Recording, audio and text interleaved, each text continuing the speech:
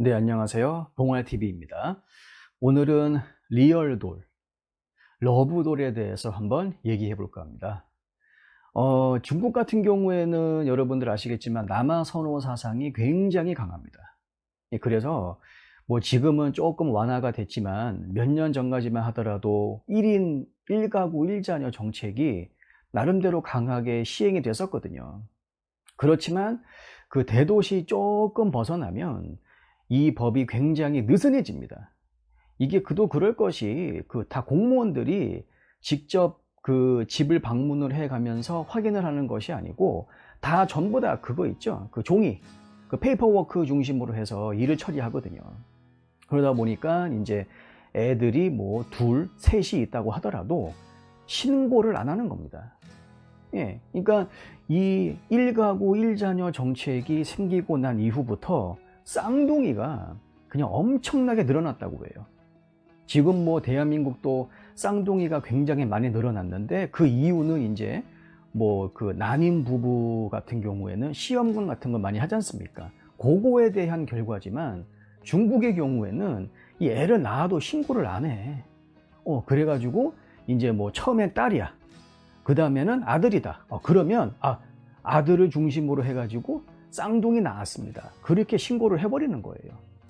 어쨌든 간에 이러한 그 중국의 남아 선호 사상 때문에 현재 중국의 그 노총각들이 지금 그 잠정치지만 3,500만 명이 조금 넘을 거라고 봅니다.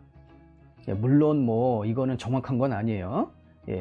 뭐 제 개인적인 그 생각에는 이것보다 훨씬 더 많다라고 확신합니다.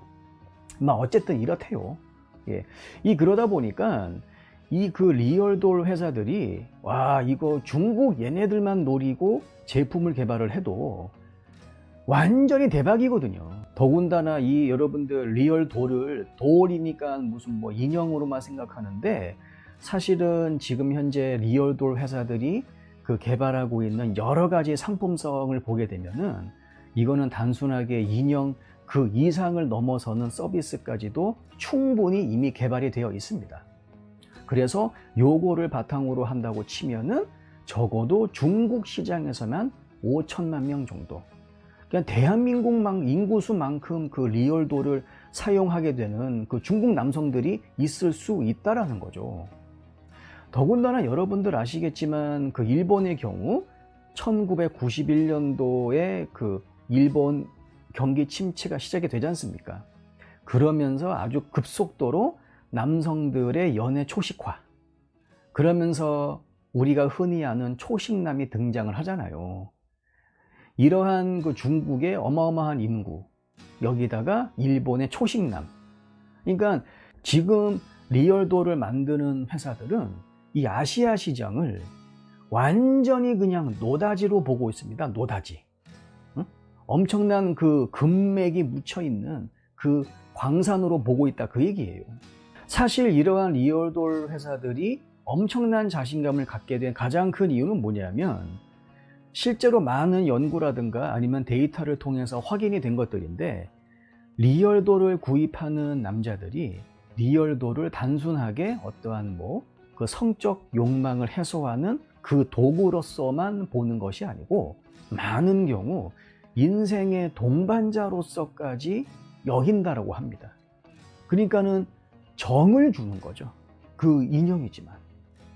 이런 것들이 실제적으로 많이 그 확인이 되고 있어요. 리얼돌을 사용하는 그 남성들을 상대로 해서 여자들도 있습니다. 참고로. 근데 뭐 숫자는 남자들보다는 훨씬 적겠죠. 일단은 남자 중심으로 얘기해 드릴게요. 그 남자들 중에서 러브돌을 사용하는 사람들 중에 70% 정도는 물론 성적 욕구 해소입니다. 하지만 나머지 30%는 정서적 교류를 위해서 리얼돌을 사용한다라고 하는 거예요.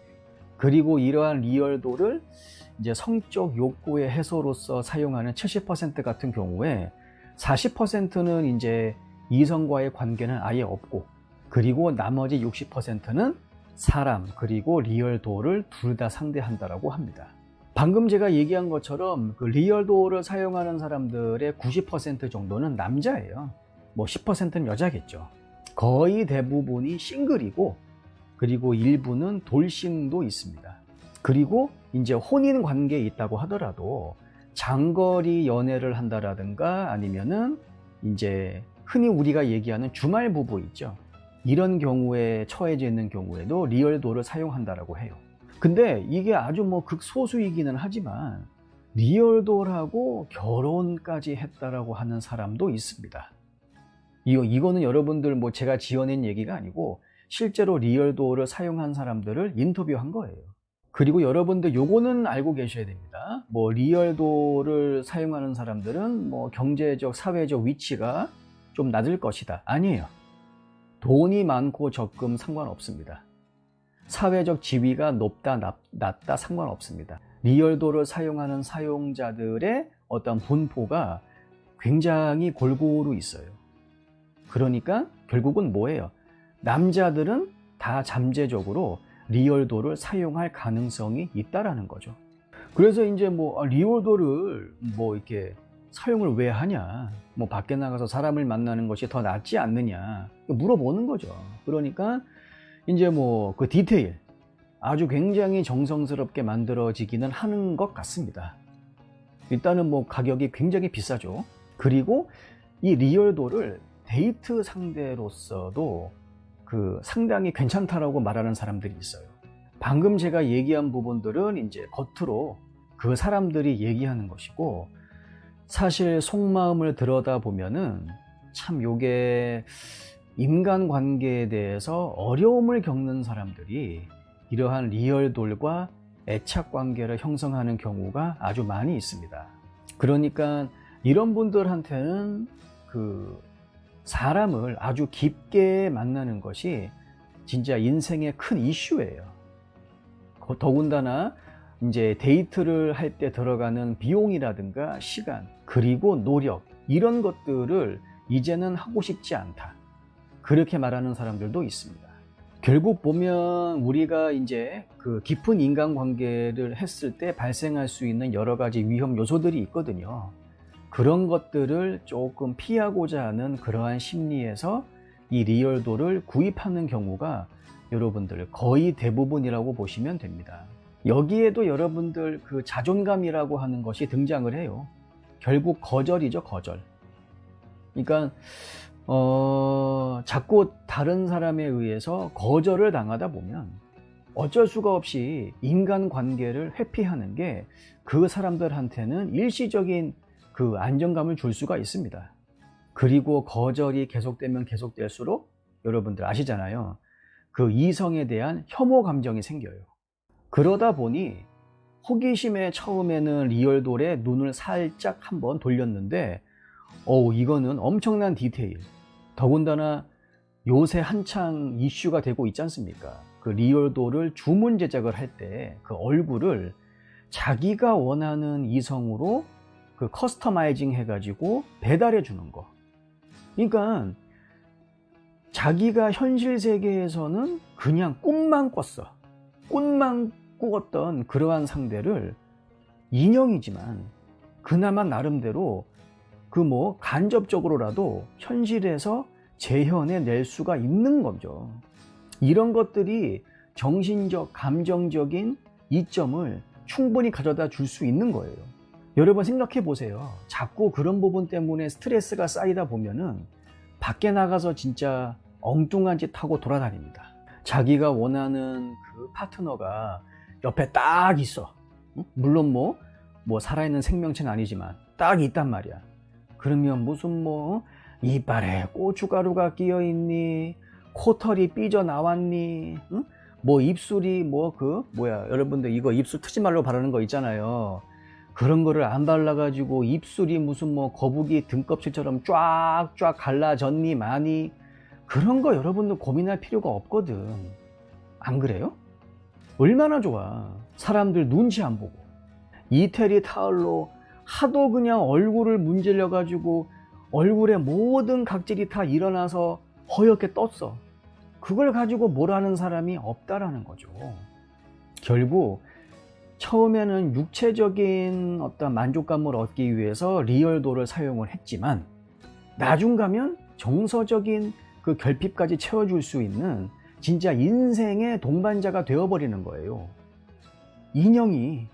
근데 이게 여러분들 실제로 보면 외로움을 달래주고 우울증과 특히 불안감, 이거를 해소시켜 준다고 합니다.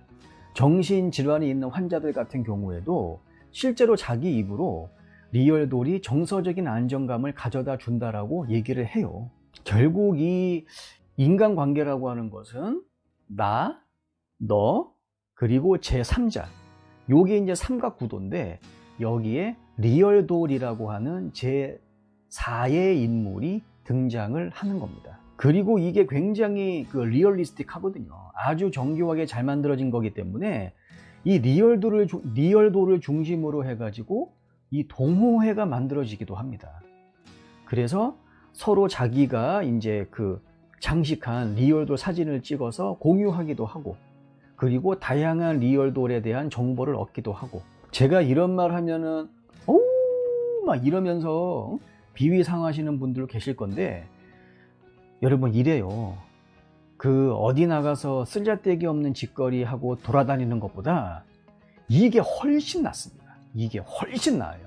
그러다 보니까 이 리얼돌하고 교감이 꾸준하게 이어지고 어느 정도 선이 넘어가는 순간 이게 어떤 사람들은 정신적인 교감이죠. 텔레파시.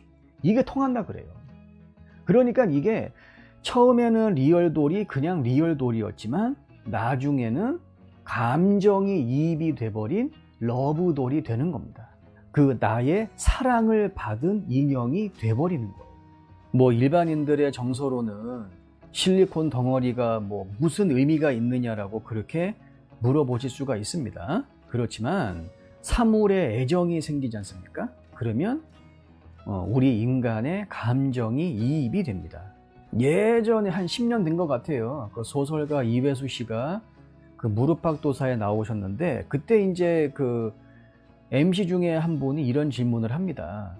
포유류만이 고통을 느끼냐고. 그러니까 여기에 대해서 대답을 뭐라고 하셨냐면은, 사랑을 받는 모든 대상은 고통을 느낀다라고 그렇게 대답을 하셨어요. 이때 말하는 고통이 우리가 그 대상이 느껴야 될 고통을 대신 느낀다, 그것이 아니고 그냥 애정이죠, 애정. 결국 보면은 인간이라고 하는 동물은 역시 죽을 때까지 뭔가를 사랑하면서 죽어야 되는 동물인 것 같아요. 오늘도 긴 영상 봐주셔서 감사하고요. 다음에 또 뵙겠습니다. 네, 들어가십시오.